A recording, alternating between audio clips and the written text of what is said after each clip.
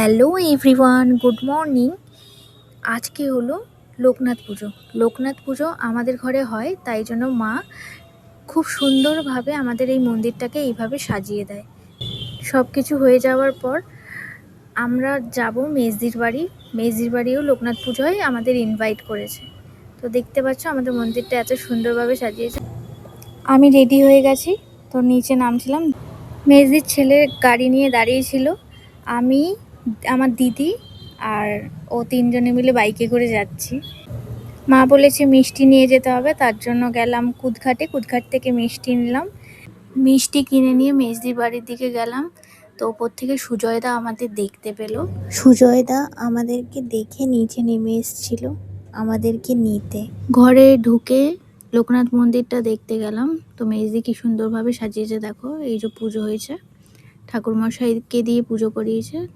ঠাকুর নমস্কার করে আমি গেলাম মেজদির ঘরে। তো গোগো আমাকে দেখে এত এক্সাইটমেন্ট হয়ে গেছে যে কি দুষ্টুমি করছিল।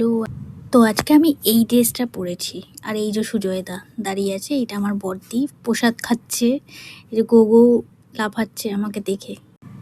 সুজয়দার ছোট্ট একটা বাগান আছে, তো বললো চল ছাদে গিয়ে দেখিয়ে আনি তোকে।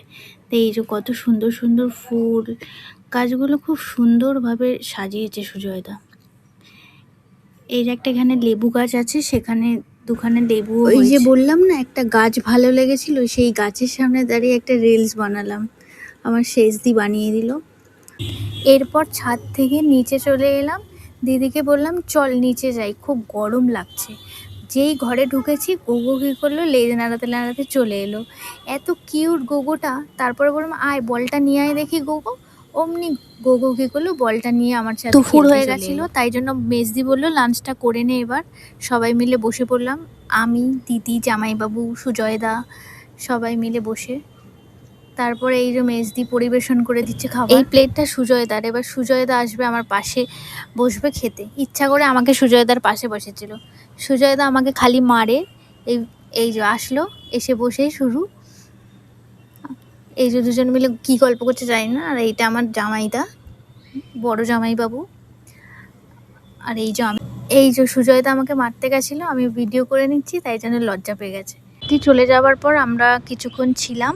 আমরা বিকেল 5টার সময় মেজদির বাড়ি থেকে নিজের বাড়ি চলে যাচ্ছি। মেজদির বাড়ি থেকে আমাদের বাড়ির ডিস্টেন্স 5 মিনিটের, বেশিক্ষণ লাগে না। তো জিতু আমাদেরকে নামিয়েও চলে যাবে জিম। আজকের দিনটা খুব ভালো কাটলো।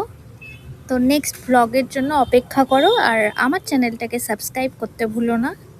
That's it.